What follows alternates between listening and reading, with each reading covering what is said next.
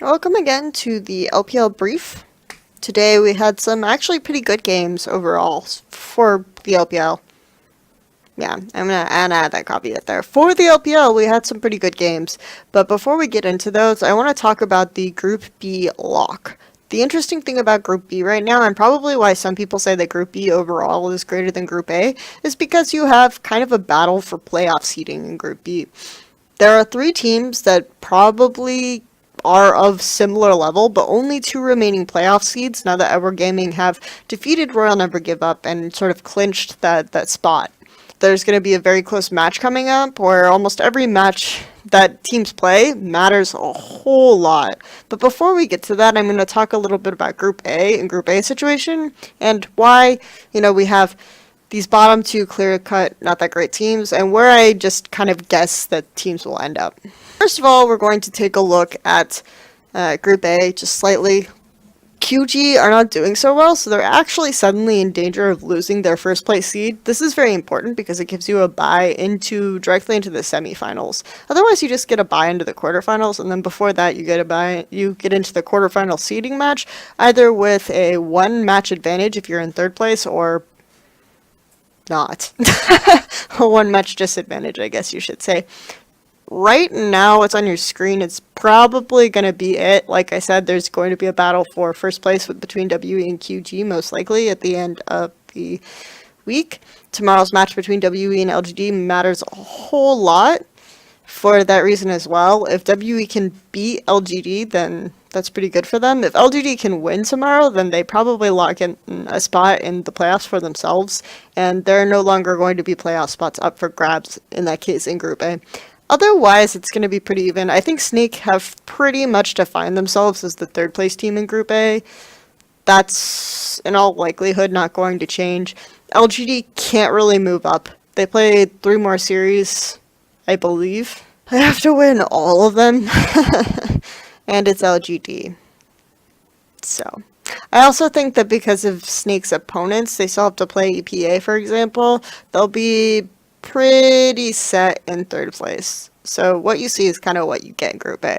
Moving on to Group B, which is the main subject of the conversation, we're talking about OMG, Invictus Gaming, and VG Gaming.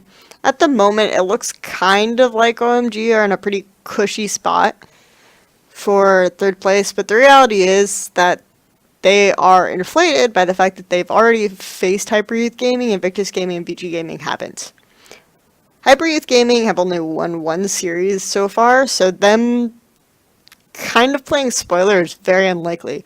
We're just going to assume that Invictus Gaming and VG Gaming will beat Hyper Youth Gaming in both of those matches. It's not like Masters 3 or Energy Pacemaker All, where you could theoretically see them winning more games. Hyper Youth Gaming are just bad. They've won 3 games in total the entire split. They're not going to do anything. So, Invictus Gaming, VG Gaming, just add a win to both of them for Hyper Youth Gaming, and then you can have a better idea of just how close this is. You would have, in that case, Oh My God at 8-5, alright, because they've already played HYG, so their total doesn't change. You have Invictus Gaming at 8-7, and you have VG Gaming at 7-7.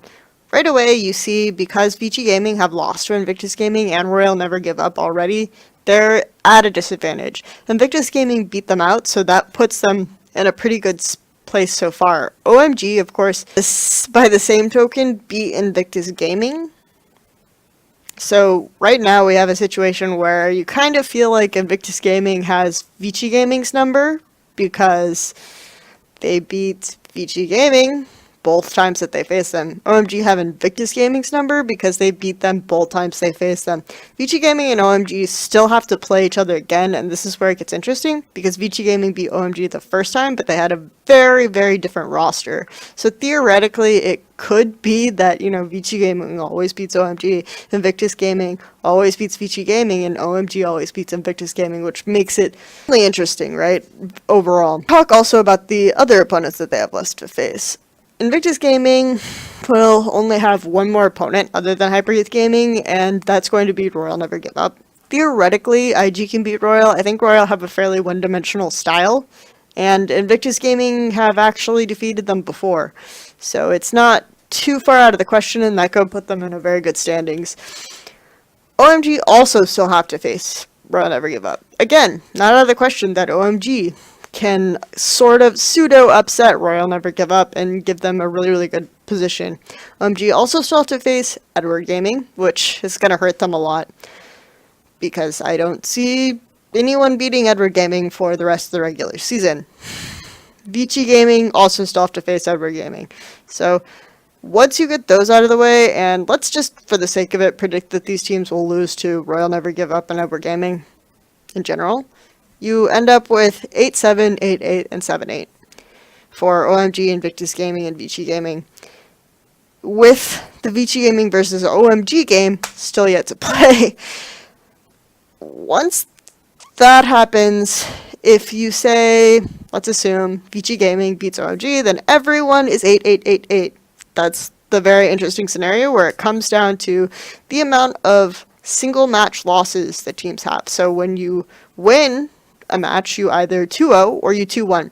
So if you have a tendency to 2-1 more, it's going to count against you in the standings. Right now, you can look at the individual game wins and losses of these teams: 17-15, 17-17, and 17-16. It's all really, really close. So every single match, every single game loss is going to count a lot.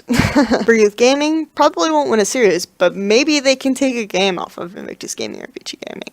That kind of thing is going to hurt them a lot. Of course, if OMG beats Vici Gaming, then we have a pretty clear-cut set, right? Then you're going to have a situation where OMG are 9-7, they get the third place bye, Invictus Gaming are 8-8, they get fourth place, and Vici Gaming are unfortunately out. For them. Of course, if either Invictus Gaming or OMG beat Royal Never Give Up, that also completely changes the situation, because you have, going into the match, Royal will give up, OMG are suddenly 9-6, right? And it doesn't matter what the Vici Gaming match is. Or Invictus Gaming are suddenly 9-7, and they're completely safe and probably clinched for 6th. Or probably clinched for 3rd. So these are the situations that you have to consider. I think Vici Gaming, the best they can do is 4th. So the best they can do is actually make playoffs, because they've lost to Invictus Gaming twice. Now, let's talk about the way these teams operate and kind of their identities. It's really hard to nail down some of these identities. Because I feel like these teams have fluctuated a lot. I think that OMG, the really interesting thing about them is that their players don't have especially deep champion pools, but almost all of them have at least one champion where if they get it, they can kind of destroy the game with it. With DreXxiN, you have LPLen, really, really strong. It also works in tandem with Five's pick, the support, which is Thresh. So you see these really interesting, pick-off games with Thresh, LPLen play when OMG get these picks. Then you have Cool, who also will play this style, go along with the Thresh, the LPLen, with Twisted Fate. So this kind of pick composition style, this is what you think of traditionally when you think of OMG, even though the players are extremely different. Very different. And then you have top laner, who's a tank player. Maokai is back in vogue now. Yay. I really don't, I'll get to this later, but I really don't like Maokai that much at the moment, especially with picks like Poppy up. So, tank player, very, very favoring Xiang's preferred playstyle. He likes playing tanks. That's the kind of player he is. You get the aggressive jungle style. DreXxiN likes to think he's this type of player, and he's actually pretty decent at LPLen, and Gragas is becoming an increasing staple for him. Cool, really likes to play these pick style games. He loves Twisted Fate. Teams pretty much always ban Twisted Fate against him. Then you have SMLZ, who kind of fits in wherever you need him to, and he's relied upon a lot. Right now, he's sort of become the pillar, the reliable part of the team. I really think that to get to OMG, you want to think about denying Thresh, because Five doesn't have that deep of a champion pool. He used to be a Thresh Annie main, and Annie really isn't good right now. I think his Alistar has improved tremendously, so it's not as good, but just the amount of things he can do with Thresh is kind of ridiculous. Zero actually said after one of the games that he thinks that Five's Thresh is on par with Mata's. I don't really agree, but the difference between his Thresh and his other champions is really significant, and what he's able to do with his lanterns are really good, actually. Like, it's sometimes you have the Thresh players who do the hooks really well, right? You have the box type Thresh players. He's extremely good with the lanterns and setting up things like this. Overall, I think this team isn't necessarily a team fighting team. They like to move to different places around the map and create opportunities with flanks like this. They enjoy split pushing. They're imperfect at all these things, but they're better at them than team fighting. Which is why if they're in a group situation and you're IG who really like to team fight, then you could take advantage of them. Of course, OMG were pretty good at avoiding that and pretty good at taking advantage of situations where a player on IG is caught out. So that's why I think OMG kind of countered IG pretty well, is that they didn't consistently let IG get the situations that they won. Out of 5 games that they played, IG only won 1 in the regular season. Invictus Gaming then. Invictus Gaming, early on, they were really interesting because Invictus Gaming's top laner and mid laner, Zitan Rookie, always had the highest CS lead at 10 minutes over their opponents on average. That's still true. But the difference is that now, of course, tanks are more in vogue, so you have less of the split pushing, bruiser type Fiora stuff that Zatai was playing. Gangplank is less good. They really loved playing with Gangplank and LeBlanc because you could have this really early map pressure and control with the LeBlanc that you're seeding up a little bit by waiting for Gangplank to scale, and then late game, Gangplank kind of deters you from contesting anything, and you can use an AD carry or you can team fight with that as a zoning mechanism. They're really good at controlling the waves in the early game and keeping the wave in the middle, and their communication was really strong, so Kid would come and gank and they could get easy ganks off of top and mid. Actually, Kid is among the top first blood getters in the league, right? People hear this and they cringe. But I think people realize that IG don't do anything with their bottom lane, and their bottom lane is really, really bad at staying safe. In a lot of these famous teams that were really topside oriented, their bottom lane was incredibly good at warding for themselves and staying safe, so that if enemy junglers went bot, they wouldn't die. This is not true of Invictus Gaming's bot lane. They have 2 AD carries that they switch out. They have time and they have rain, and both of them are pretty bad. I actually had a conversation today where I said I wish Jen Long would come back. I don't know if you know who Jen Long is, but Jen Long is an AD carry. He used to be part of Young Glory, and in 2014 summer, I thought he was the worst AD carry in the league. He chose to retire after being heavily criticized and feeling like he held his team back. But this is what happens when you criticize people like Bardags and Jen Long. You end up with people like Rain and Time. Where do they find them? It's so weird. Anyway, back on point is that they're effectively free food. So Chris, if you don't know anything about Chris, is that he drafts protect the AD carry comps. It's his favorite thing in the world, probably because he's worked for Royal Club. And he drafts protect the AD carry comps, but when you have a really, really bad AD carry, they can sometimes be just as good as when you have a really good one. Because if you have a bad one and you get like 10 million shields, this prevents him from dying in teamfights. So this is what they did. The team saw this, and it was scary at first, and it allowed them to win some games, but then they said, you know what, we're just gonna ban Lulu. There's not really anything else that we can't play against, because we also let you have your Gangplank LeBlanc comp, and we just still got a ton of kills on your bot lane. We're gonna ban Karg too. Invictus Gaming. They're not doing so hot. I honestly don't know what to do about this team, because I feel like beating them is so completely straightforward. Just, even OMG, they couldn't, right? They couldn't kill Rookie. He was so good at positioning, and he was able to use Victor extremely well in team fights, and constantly win fights just by himself. But they just, it's like, you avoid him. He's one guy, and the rest is kind of nothing. Sad to say. I mean, I think it's worsened. It's gotten much worse because tanks are really, really strong now. So they don't have the secondary carry threat in Zatai. They have a tank who's just going to run at your face. And yeah, that's threatening and you can't kill it, but it's another thing you just avoid. And you win the game by backdooring or split pushing or whatever, which is why I think OMG kind of have a Invictus Gaming's number. If you avoid where Rookie exerts the most pressure, aka a team fight, you can just win the game. Now, Vici Gaming. Vici Gaming are interesting because I actually think Dandy is either the best or the second best performing jungler in the league right now, depending on how you rate Clear Love. And his team has gotten really good at working around him, and they kind of like IG have an issue where their bottom lane isn't very good, but their bottom lane is good enough that if you give it attention and you give it pressure with your jungler being very proactive, then they know what to do with the lead, and they can actually play it out, and Endless has a couple champions that he's decent on. And Dwan, I actually think is Dwan. Caveman. Okay. Caveman, I actually think is developing pretty well. So, it's not too bad. The problem is that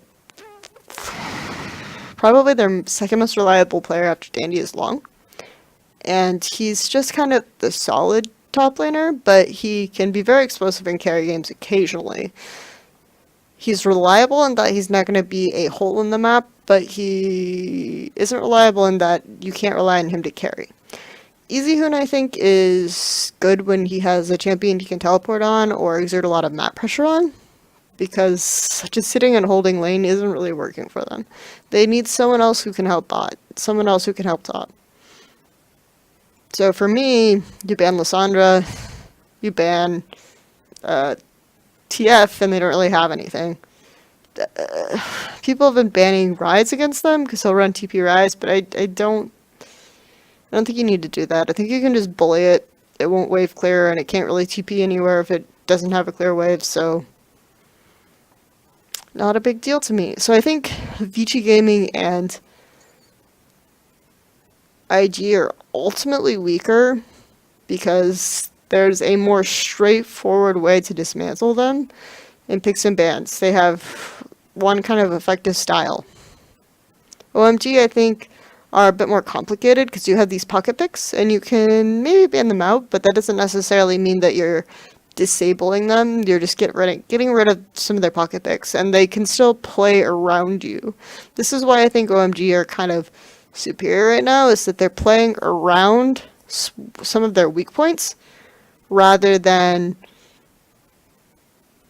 acknowledging their weak points and playing the same style anyway that relies on their weak points, if this makes sense. Because Vici Gaming and Invictus Gaming, they're acknowledging their weak points, but they're trying to feed their weak points and prop them up.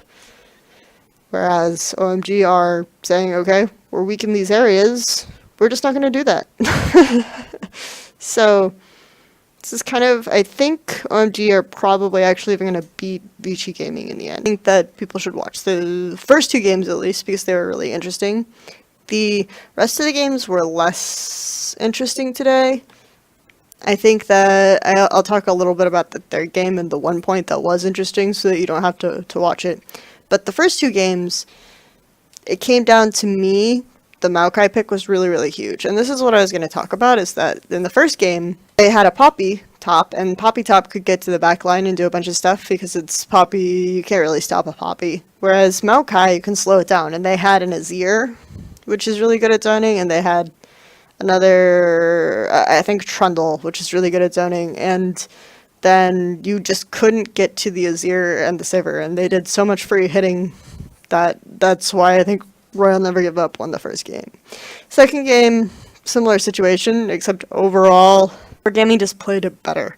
Third game was interesting to me because they left the Nidalee open against EDG, and probably the only instance I've seen EDG not ban Nidalee this season. I think there was another instance and they lost the game because the other team picked the Nidalee and Clearlove picked it. Then, Royal Never Give Up were really smart initially, and they invaded it twice and killed the Nidalee twice. Because if you are going to play against EDG, you should probably invade on Clearlove and kill him a lot. It's the best way to do it. But then Clearlove just went top and he got a double kill, and it completely invalidated everything that they'd done. It's a sad, sad reality. But speaking of the third game, there was something slightly interesting that I want to talk about now. When Looper builds Banner of Command, which is good because EDG only have one source of attack damage, right? So it's hard to kill the Banner of Command minions with magic because of the MR. But so you would have to send Deft, Lucy, and bottom. So it was really smart of them to get Banner of Command and try to set up the push, because Royal Never Give Up really like Baron. And this was the weird thing about the series, is that Royal Never Give Up, I don't think, contested or tried to go for Baron independently a single time. They didn't try to bait Baron or anything. And Royal Never Give Up love Baron. It's like their favorite thing ever. The game they won, they didn't touch it the entire time. It was weird. But they set up for a strategy that theoretically should get them a Baron, because you're creating a Banner of Command minion. The AD carry should have to go bottom.